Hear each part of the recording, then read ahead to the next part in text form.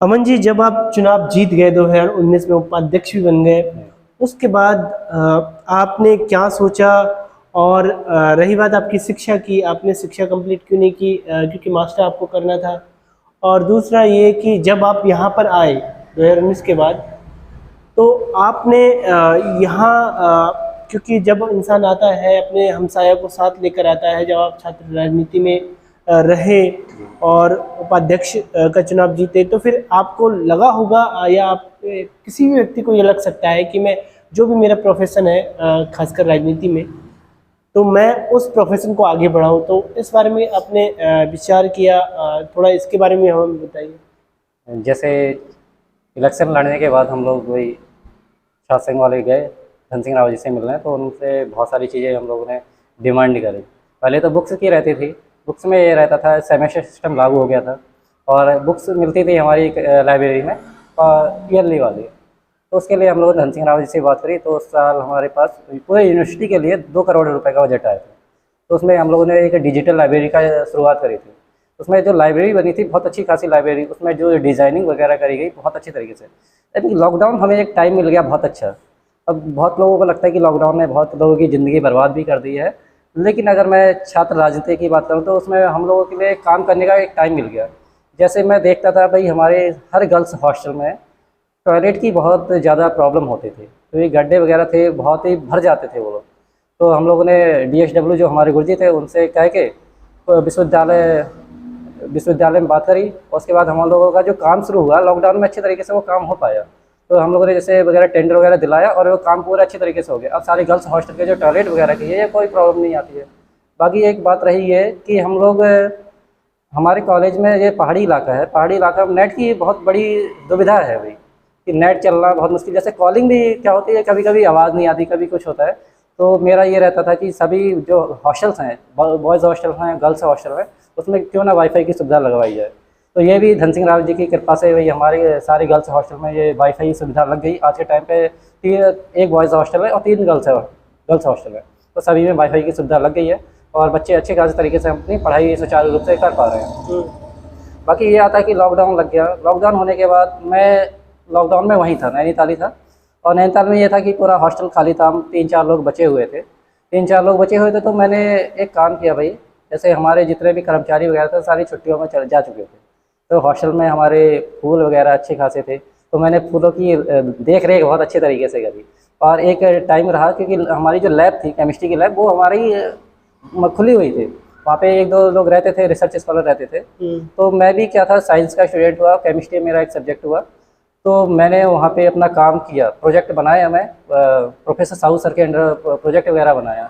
जो मेरा प्रोजेक्ट रहता था वो 20,000 रुपये के लिए प्रोजेक्ट रहता था। तो मैंने वो प्रोजेक्ट वगैरह बनाया। लॉकडाउन में मैंने अपना ये काम कर लिया। अच्छा। ना, तो उसके बाद लॉकडाउन खुल गया, धीरे धीरे लॉकडाउन खुला, तो मैं घर आ गया। अभी घर आने के बाद क्या हुआ, दोबारा लॉकडाउन लग गया। दोबारा लॉकडाउन हुआ, तो फिर जब घर आया तो सभी मेरी बड़ी मौसी वगैरह कह रही थी भाई कोरोना की जो सुई वैक्सीन आ गई है वो लगवा दो, तो मम्मी ने लगवा लिया भाई। मम्मी की तबीयत बहुत ही ज़्यादा ख़राब होगी। फिर मैं दोबारा जैसे नैनीताल जा नहीं पाया। मेरा ग्रेजुएशन तो हो गया, लेकिन मैं पोस्ट ग्रेजुएशन के लिए एडमिशन लेना था मुझे, तो मैं जा नहीं पाया उस कंडीशन में, क्योंकि मम्मी की तबीयत ऐसी हो गई थी भाई, उन्हें उठा के बैठाना, खाना खिलाना, ये सारी चीज़ें। क्योंकि मेरी जो सिस्टर्स हैं उनकी तो शादी हो चुकी है भाई, अब मैं घर में बचा हूँ। एक मेरी छोटी सिस्टर है, वो अभी BA सेकेंड ईयर में पढ़ रही है। तो ये सारी चीज़ें देखते हुए मैं घर से जा भी नहीं पाया। बाकी फिर मेरे को एक मौका मिला भी कि अपना राणा थारू जो समाज है उसको आगे बढ़ाने का। तो अगर मैं राणा थारू समाज को कुछ ना दे पाऊँ तो कुछ ना सही तो कुछ दे सकता हूँ, वो है मेरे पास एक एजुकेशन। एजुकेशन एक जरिया है कि आप अपने समाज को बिगाड़ सकते हैं और सुधार भी सकते हैं। तो एक अगर कोई अच्छा इंसान है, अगर कोई एक अच्छा एजुकेटेड पर्सन है, तो वो क्या कर सकता है, अपने एक समाज को बिगाड़ सकता है और सुधार भी सकता है। तो मेरा ये था कि मैं कैसे भी करके अपने समाज के लोगों को आगे पढ़ाऊँ और आगे बढ़ाऊँ ही। अब ये रहता है कि मैं कोचिंग पढ़ाता हूँ बच्चों को, 9th से 12th तक मेरा खुद का इंस्टीट्यूट है। और कंपटीशन वालों के लिए मेरे को राणा परिवार ने एक अच्छा प्लेटफॉर्म दिया है पढ़ाने का। मैं उनसे सीखता भी हूँ और उन्हें सिखाता भी हूँ। अब ऐसे करते करते मैं इस लेवल तक पहुँच गया हूँ कि बहुत सारी जो बुक है मेरे को याद हो गई हैं भाई, पढ़ाते पढ़ाते। जैसे अगर मैं पॉलिटी की बात करूँ तो पॉलिटी में मेरे को बहुत सारे आर्टिकल जो हैं जो मुँह ज़बानी याद हैं। और बहुत जैसे हिस्ट्री की बात करूँ तो मॉडर्न इंडिया है, मेडिवल इंडिया है और हमारे पास एंशिएंट इंडिया है। तो मैं सारी हिस्ट्री अच्छी तरीके से मैंने पढ़ रखी है। तो मेरा ऐसा क्या हुआ कि मैं पढ़ाते पढ़ाते बहुत आगे निकल गया क्या, जैसे मैंने पीसीएस जो आपका अपर पीसीएस है उसका प्रीलिम्स क्वालिफाई कर लिया मैंने, ऐसे पढ़ाते पढ़ाते ये मेरे को एक अच्छा प्लेटफॉर्म मिल गया। अब मेरा ये है कि अगर मैं समाज में आ गया हूँ गाँव में, तो अब ये है कि अगर मैं पॉलिटिकल बैकग्राउंड को देखना चाहता हूँ तो मेरे लिए पॉलिटिकल एक या कोई पॉलिटिक्स है तो मेरे लिए वो है समाज सेवा है। अगर मैं करना चाहता हूँ समाज सेवा करना चाहता हूँ, वही मेरे लिए पॉलिटिकल की बात है। अब मैंने इतना अगर एक नाम कमा लिया है या मेरे को अगर लोग जानते हैं तो इस रूप में जानते हैं ये शासक उपाध्यक्ष है भाई, तो मेरे जो काम है या मैं जिन बच्चों का काम कराना चाहता हूँ या जिसका काम कराना चाहता हूँ वो मेरे काम हो जाते हैं। जैसे अगर बात करूँ बहुत सारे राशन कार्ड की बात करता हूँ, तो राशन कार्ड बहुत सारे लोगों के हैं भाई, बनाने को दे रखे हैं, आए नहीं है। और अगर वो आपके तहसील में जाते हैं तो लाइन लगी रहती है, उनकी कतार बनी रहती है, भाई कब नंबर आता है, एक बार टोकन दे देते हैं, कहते हैं 1 महीने के बाद आना। तो ये बड़ी समस्या है। तो अगर खाद्यान्न विभाग में देखो तो मेरे कुछ परिचित नहीं है, तो मैं उनसे अगर बात करता हूँ तो मेरा थोड़ा काम हो जाता है। जैसे मैंने खुद का घर का राशन कार्ड बनवा रखा है, निकलवा रखा है, और कई लोगों को ऐसे काम करवा रखे हैं। तो मेरा समाज सेवा ही है, पॉलिटिकल बैकग्राउंड है। यानी एक तरह से आप ये देखिए, एक तो आपने प्रोफेशन जब चेंज कर दिया है तो ये ज़रूरी नहीं है, क्योंकि उसका उद्देश्य भी समाज सेवा करना है। और चूँकि अमन जी अब समाज सेवा जैसा ये बता रहे हैं कि कर भी रहे हैं उस चीज़ को लेकर, लेकिन जो इनका मेन मोटिव अब जो है वो एजुकेशन को लेकर है। और जिस तरह से बच्चों को भी ये पढ़ा रहे हैं, खुद भी एक लर्नर हैं और सीख रहे हैं, क्योंकि इंसान एक ज़िंदगी एक फ़लसफ़ा होती है जो सिखाती रहती है, और उस लिहाज से भी आप अब अपना जीवन व्यतीत कर रहे हैं।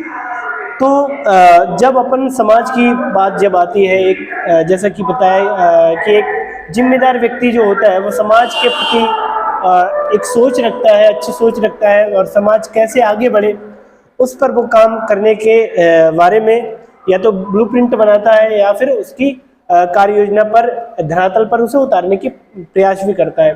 तो अब मैं आपसे जानना चाहूँगा कि आपको कौन सी ऐसी मुख्य कमियां हमारे समाज में दिखाई देती हैं जहां पर आप जो है आपको लगता है कि यार इस पर ज़रूर काम किया जाए? जी, जैसे मैंने देखा है कि अपने समाज में, अपने अगर ग्राम सभा की बात करता हूँ, ग्राम सभा रतनपुर में, तो मैं एक ऐसे परिवार से निकला हूँ, पहले से ही बता चुका हूँ कि बहुत निर्धन जो स्थिति रहती थी मेरी।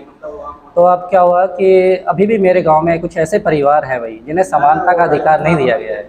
नहीं दिया गया है कहने का मतलब ये नहीं है कि उन्हें घूमने फिरने की आज़ादी नहीं है या समानता का अधिकार नहीं है। कहने का मतलब ये है जो सुविधाएं आई हैं गवर्नमेंट से, जैसे इंदिरा आवास योजना आई है या कोई सी भी योजना आई है, तो बहुत सारे लोगों को क्या है कि डबल मिल चुकी हैं। और लेकिन बहुत सारे ऐसे लोग हैं, बहुत सारे ऐसे परिवार हैं, जैसे 30 से 40 तक ऐसे परिवार होंगे, इससे ज़्यादा भी हो सकते हैं हमारे ग्राम सभा में, जिसमें क्या है कि अपने इंदिरा आवास योजना मिली नहीं है आज तक।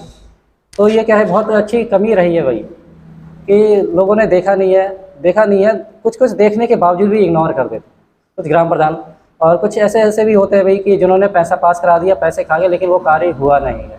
बहुत सारी चीज़ें तो मैं क्या करता हूँ भाई, बहुत बार ऐसे सोच लेता हूँ कि इन चीज़ों में मैंने RTI लगा दी है, तो मैं इन चीज़ों के ऊपर RTI लगाने की भी सोचता हूँ। लेकिन एक ये है कि जो मेरा व्यक्तित्व है दूसरों के सामने वो कहीं बिगड़ ना जाए। लेकिन फिर भी मैं समाज के लिए काम करूँगा भाई कि अगर कुछ पैसा आया है सरकार से आम जनता के लिए तो वहाँ तक पहुँचना चाहिए। उन चीज़ों में अगर RTI लगाई जाए तो मैं समाज के लिए काम कर रहा हूँ भाई, अपने हित के लिए काम नहीं कर रहा हूँ। और बाकी ये है कि जैसे हमारे समाज में इंदिरा आवास योजना की तो बात होगी। जैसे अब दूसरा काम है भाई, अब कुछ ग्राम प्रधान ऐसे हैं, जैसे आपके यहाँ काम चल रहा है, मनरेगा के तहत कार्य चल रहा है, और दूसरा व्यक्ति वहाँ पे एब्सेंट भी है, तो उसकी भी प्रेजेंट लगाई जा रही है, और जो प्रेजेंट है उसको एब्सेंट कर दिया जा रहा है। हम जिस तरह से अमन जी की एक यात्रा रही और कई सारे पड़ाव भी इनकी यात्रा में आए, लेकिन हमारा ये कार्यक्रम का उद्देश्य जाहिर सी बात है आप लोगों को मोटिवेशन करना है, आप लोगों को एक जो हम अपने समाज को आगे कैसे ले जाएं उस भावना को जागृत करना है। और इसी तरह से ये उड़ान हमारा जो कार्यक्रम है, इसके तहत हम तमाम ऐसे इंटरव्यू करते हैं जो कहीं ना कहीं आपको एक मोटिवेट करते हैं, और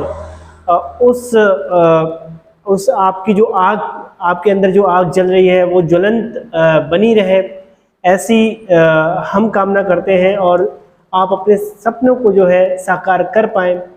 उस तरीके से आपको जो मेहनत करनी है उस पर भी आपको कैसे मोटिवेट करना है वो भी हमारा एक चिंतन रहता है ऐसे कार्यक्रमों में। तो अमन जी, आपका बहुत बहुत धन्यवाद, आपने हमें समय दिया। और इसी के साथ आप देख रहे थे आर न्यूज़।